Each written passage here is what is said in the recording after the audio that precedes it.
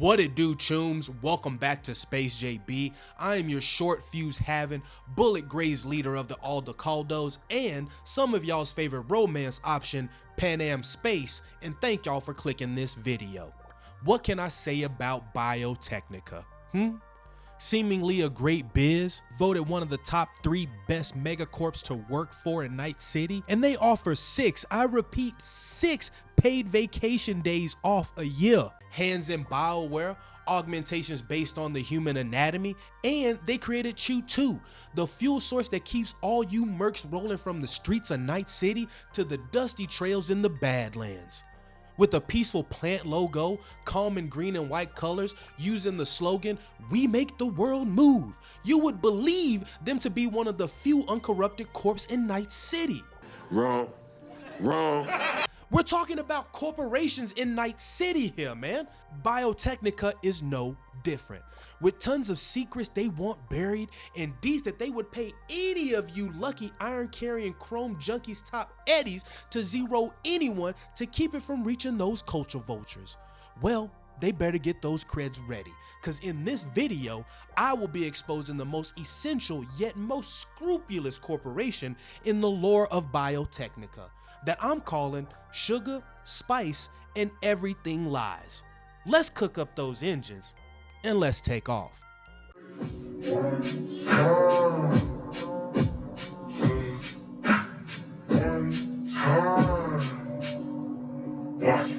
Do y'all remember the intro to the Powerpuff Girls?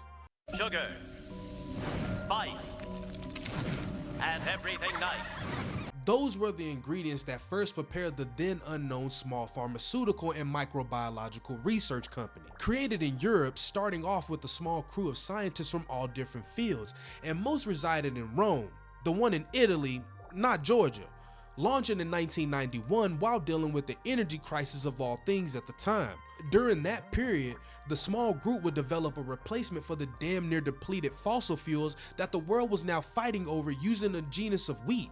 This new Triticum vulgaris mega suavis. Check this out. First of all, you're throwing too many big words at me. Okay, now, because I don't understand them, I'm gonna take them as disrespect. Trust that your info bro did his due diligence on this sitch, and what I found might fry your chip. I mean, I hope y'all strapped in, because basically the first 2 words, Triticum vulgaris, translates to a common genus of ordinary wheat. Mega meaning what it's always meant, super, and suavis means sweet or pleasant. All together, get ready. Again, this is gonna fry your chip. This is ordinary wheat that is super sweet. Somebody cut in the more you know, because the more you know. Basically, your grandma's sweet biscuits out here running cars. This was their golden goose, their lightning in a bottle, their Sugar. that put them on the map.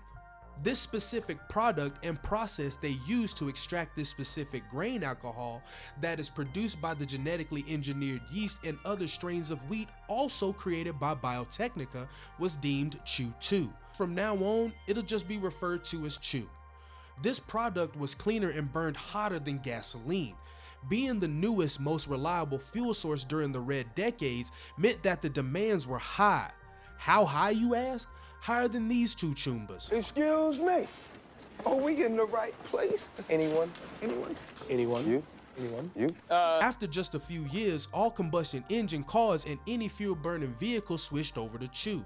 Not having the resources needed to meet the new demands on their own, using their global patents would start to license out production to other petrocorps and agro businesses. This led to Solvol and Petrochem having exclusive production rights. All this action helped the small team secure their first major bag. Becoming the creators of the world's newest main fuel source was a colossal size bag. Next, Spice. let's spice things up, baby. The deals with Petrochem and Solvol were heating up like a pot on the stove, with Petrochem ready to serve up over 60% of the world's fuel supply with this new Chew. Not just Night City, the world, Craig.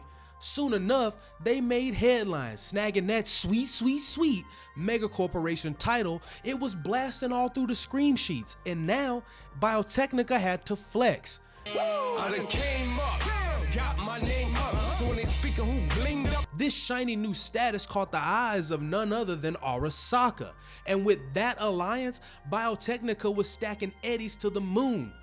A mutual deal would be struck between the leading security and weapons powerhouse, Arasaka, and the new megacorp Biotechnica.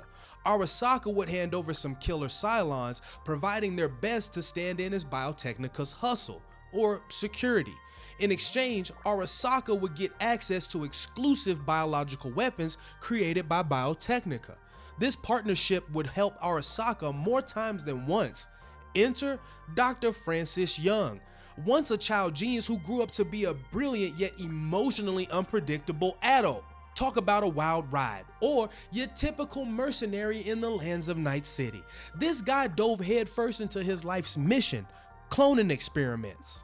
Fast forward to 2004 and boom! He hits the jackpot. Though he was blissfully unaware of the Pandora's box he just cracked open. Losing his 20-year-old daughter sent him spiraling, merging his genius with heartache as he worked to create the first ever cloned human. These clones were initially loaded with preset personalities, but things got spicier when they started implanting natural digitized personalities using tech akin to Soul Killer. Talk about that relationship with Arasaka. One clone named Adriana came to life with the memories of Dr. Young's late daughter. Most of these clones, no names, no fame, and Biotechnica definitely didn't want the world to know. Their main cloning hub, the Monoclonal Research Station in Eastern Haywood, was a tight-knit crew of about 200 scientists and security alike. This part, I'm calling Everything nice. Welcome to Biotechnica's happy place, where everything's just peachy.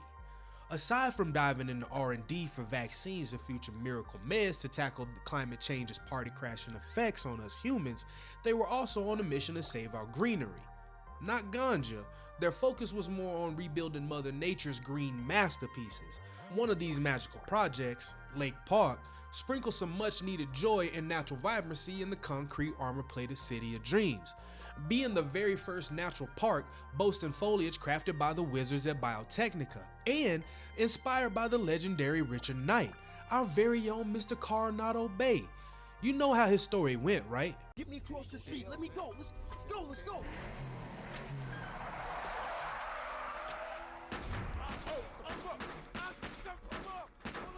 To this very day, I question how dead Richard Knight really is. Back to this new Lake Park.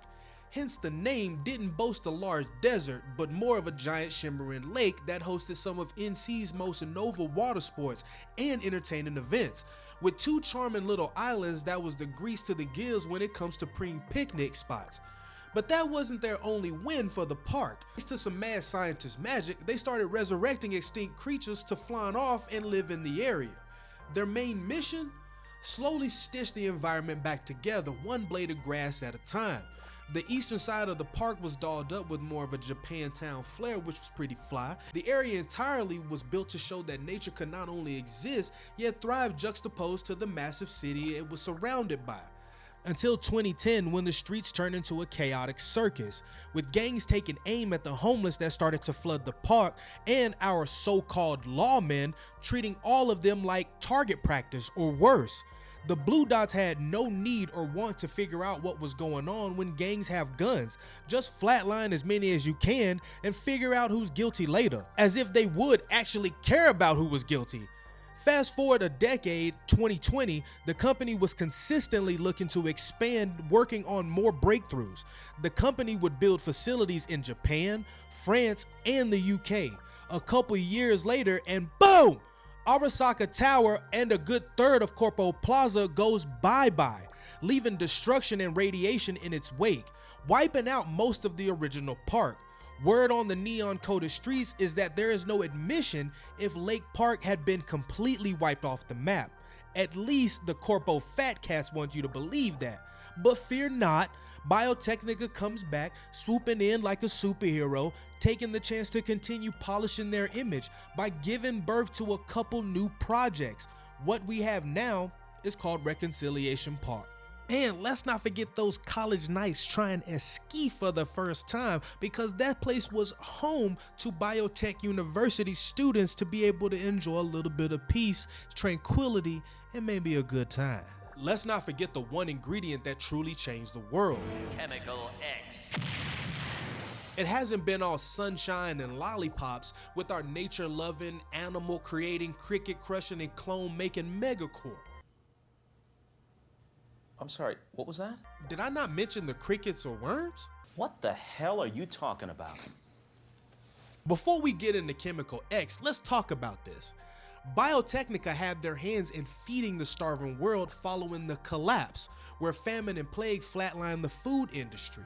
The prices for real food skyrocketed to the moon on some orbital air shit, leaving the most wealthy and the elite, from your immortal Yorinobus to the dangerously talented Lizzie Wizzy, who may not even need real food, as part of the 3% of the world's population that could even afford it. Let me point you in the direction of Biotechnica Flats, aka Biotech Farms.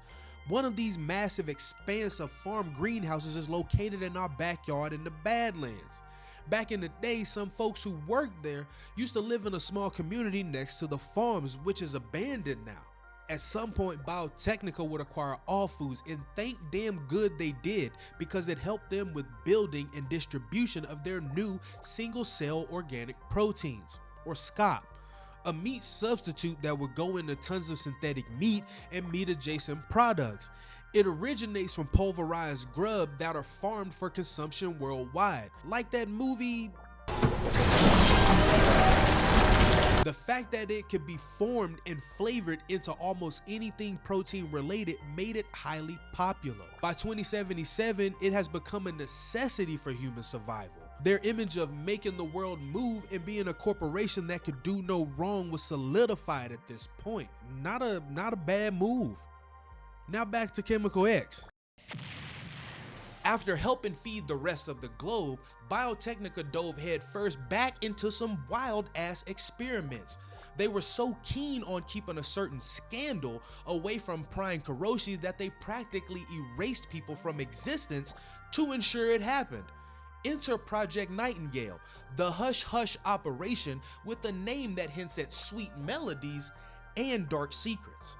I couldn't help but think of that little bird that sings with the voice of an angel, and then through research I stumbled upon John Keats' poem Ode to a Nightingale, which dives into themes like life's fleeting moments and that pesky inevitability of meeting the Grim Reaper. In JK's poem, the nightingale symbolizes both nature and death. That might start sounding a bit like Biotechnica pretty soon. Now, let's meet our leading lady in this Project Nightingale fiasco, Dr. Joanne Koch, the regional director of tech and development, along with her dynamic duo, genetics engineer Diana Kuno and senior quality control wizard Alex Pushkin. Project Nightingale wasn't just a little science fair project put on by a group of morally grounded bioengineers. Hell no. It was a ruthless operation where Biotechnica flexed their military muscle to snatch up a group of 70 nomads known as the Red Ochres. Who are they, you ask? Well, that is the million-dollar question here, chooms. Not much is known about these mysterious nomads, who their leader is, or what clan they hailed from, making them the perfect unwitting victims for this chaotic carnival of horror. These helpless nomads were guinea pigs, test subjects, expendable victims of serious malpractice that was passed off as antibiotics research. First off, kidnapping and forcibly injecting folks with some untested drug was not and is not antibiotics development. What those 70 nomads experienced would not be considered in the interest of safely helping humanity, but instead something more nefarious. The autopsies Biotechnica performed on some of the victims noted the cause of death was, I quote, electromagnetic overstimulation. This in itself is a grand proper way of saying serious disorientation. Do y'all remember this scene in Deadpool? Cool name. Superpowers? I can distort electrical fields, including the one inside your brain, causing anxiety, confusion, pain. Not only that, but it was also reported that there were insane abnormal changes as drastic neurological growths. Another fancy way of saying growing fucking brain tumors. The nerve growths were throwing a wild party of excruciating pain in the brains and spines of the victims, while also playing a sinister game with their major organs that could end in a dramatic exit. Hello, death. And cyberpsychosis wasn't too far or out of the question at all. Cedric Miller, a red ochre who managed to escape Biotechnica, yet didn't escape the symptoms, needed neural blockers badly to combat the amount of pain he was experiencing. He's one of those cases where cyber psychos are worth saving because it's not his fault, and the reason that he became the way that he is when you find him is because of Biotechnica's doing, poisoning their water system. I mean, if you squint at it though, it does kind of sound like the side effects at the end of one of those medical commercials, right? Might experience disorientation, neurological growths, potential death. Nah, bump that, Chooms. I ain't on her side. She messed up. For the nomads involved in this poisoning, this academic study couldn't just be passed off as some experimental research. This was torture. They were hit with some biological nerve agent that completely decimated them. In the medical world, there's a shiny code of ethics that rolls out the red carpet for eager volunteers, not abducted victims, to jump into the exciting quest for being the next thing to test the next miracle drug. Joanne knew what she did was fucked. But here's the kicker. These nomads were so toxic that even touching them could lead to a limb being sent packing, amputationville. Just ask Brandon Murphy, a Biotechnica employee who knows all about that. How does this gonk know, you ask? While trying to transport one of these bodies, he came into contact with it, skin to skin, and it was said he had to amputate his arm to cure himself of the pain he was going through. Not only did they successfully poison these people, they made them so poisonous that anyone who came into contact with them was screwed. After all this was said and done, Joanne realized that her actions had some real ramifications. After losing his arm and seeing all the bodies and carnage to the red ochres done by Joanne, Brandon Murphy would grow a conscience. Meeting with Manuel Mendoza, a known media in Night City, caused a stir in the perfect image of Biotechnica. This couldn't stand, but Brandon Murphy would become the source of the Project Nightingale leaks and the start to a lot of folks getting flatlined. This happened, all hell broke loose. Joanne had to try to cover her ass quick. She even tried to offer the families of the nomads that found out about this hush money for their forgiveness. Since the hush money ploy flopped, she whipped out Plan B like a secret weapon, blame shifting and bringing in Militech and Mercs to zero any witnesses who might spill the beans on her little secret. Starting with Diana Kuno, Joanne and Biotechnica tossed all the blame her way like Bop It. In the midst of the liquidation chaos, they even put a hit out on her ass. When she caught wind of this, she scrambled to negotiate with Wakako for a getaway, but that plan flopped. Bring in the Arasaka ninjas, sneaking in on Biotechnica's orders to take her out. But before you jump to conclusions about Diana's dramatic exit, here's a twist. She was playing the betrayal game with others long before this all blew up. Next was Amelia Morton, a corpo at Biotechnica that unfortunately got on the wrong side of Joanne, who would go on to plant documents on Amelia. These documents would get her the old corpo termination. She lost her job, her home, they would even freeze her accounts. After threatening Joanne with taking info on Project Nightingale to Manuel Mendoza, which is not shaping up to be a good idea, she would get hunted down by a pack of animals. Last, but definitely not least, we have the one and only Manuel Mendoza, the fearless media sleuth who kicked off the investigation into Project Nightingale. He enlisted a slick net runner named Double O, tossing some eddies their way to dive into Biotechnica's treasure trove of secrets. However, this cocky runner quickly discovered that Biotechnica's defenses were tougher than most corpo ice, and they soon realized that someone was playing peekaboo with their data.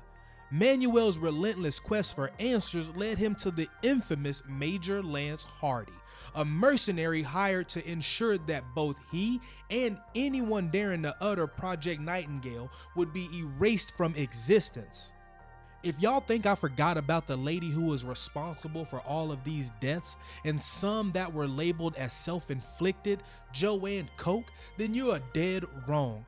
Joanne's hands were permanently stained with what happened to the town of Red Ochres.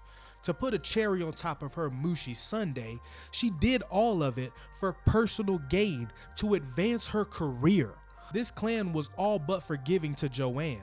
Word on the street is they reached out to the fixer Dom to have her dealt with. Info is that she resides at Biotechnica Hotel. Some say the Red Ochres want her flatlined on the spot, and others say they want her taken alive, delivered to them so they can deliver their own retribution. That all depends on which of you lucky mercs finds her first. Picture this, a universe where megacorporations don't just run the show, but also whip up life in a lab. Yep, we're plunging into a realm of space theories, where Biotechnica's cloning wizardry falls into the hands of corporation giants like Arasaka, Militech, and Night Corp. Cloning technology is a thing in the world of Night City. Even though it's trying to be kept under wraps, it's very much a reality. These elite corps with their endless resources and insatiable hunger for power might just have their eyes on Biotechnica's cloning capabilities. Arasaka, the security titan, is always looking for an edge, and they have already shown interest in immortality. With Makoshi and Soulkiller, Biotechnica could just be providing the bodies for them to implant chips into. Company leaders, assassins, or worse, clones could be the ultimate tool in their arsenal, ensuring their dominance in the world of corporate warfare for another 2 centuries. Militech, with its focus on military hardware and wanting their own soul killer like technology, could leverage clones as perfect soldiers or operatives. These clones could be engineered to withstand extreme conditions, follow orders without question, and handle the most dangerous missions with precision. If Biotechnica creates these things with the top of the line bioware, they could create the perfect cyborgs to tilt the scales their way. And then we have Night Corp, my favorite. Known for its secrecy and influence, these sneaky ass Pete's could use clones in more subtle ways. Picture clones infiltrating rival corporations, gathering intel, or even replacing key figures to manipulate corporate strategies from the inside. Think Mr. Blue Eyes and what's happening to Jefferson Peralez. They could very much be in the business of providing bodies for elite AIs, or let's say a failed attempt at hacking the brain of someone important. Why not clone them and start fresh? At times I think about things like, why did Elizabeth Cress all of a sudden change her look?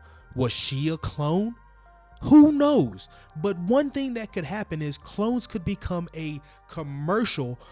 And when I say commercial, I'm not talking for our broke ass. I'm talking the ultra rich might use clones to extend their lives or ensure their legacy. I'm talking altered carbon to the full degree. Creating clones of themselves or of their loved ones could be a way to cheat death and maintain influence over the world indefinitely, becoming an expensive luxury that the percent of the 1% could afford. Another one of my space theories is on the poison that they tested on the Red Ochres. One of the scrupulous things about the information on that experiment was that could have possibly been ordered by Militech. They could have asked or made or paid Biotechnica to experiment on the Red Ochres for some type of biological weapon that they were going to use against enemies or nomads to kind of flush them out of the area. I don't know if that's true. There isn't any information that leads a little bit towards that. There is a statement that is made about it possibly being from Militech. That's all that is said so far. I'm gonna dig more into that theory, and who the hell knows, I might go into some Reddit posts and see if anybody else is talking about that type of stuff. Yet I feel that they were testing it for somebody, and if they are, could this be something that we see in the next Cyberpunk that has a huge effect? This could be a reason for the character that we play in Cyberpunk 2 to need to either leave Night City or go to another area that's affected by this to help them strategize or combat combat this situation. Depending on the life path that you choose, of course, that's is gonna be the reason for your involvement or how you're going to get involved. But I don't see the government not wanting to get involved with cloning, and if there's another great war that's on the rise, they're gonna need anything at their disposal to make sure that they can stay afloat or survive this next one, because I don't think Militech want to come second best this time. And now I leave it up to you tunes. What's the scoop on Project Nightingale and Biotechnica? And am I totally off my rocker with these space theories? Drop your thoughts in the comments below. Huge thanks for clicking this video, and mega shout out to my channel member for their epic support. Man, sending y'all a free hug right now. And if you had a blast, don't forget to quick hack that thumbs up button and share the video, as it helps the channel grow. Sending y'all all good vibes. See you in Night City. Let's go ahead and end transmission, cause I'm out. Peace.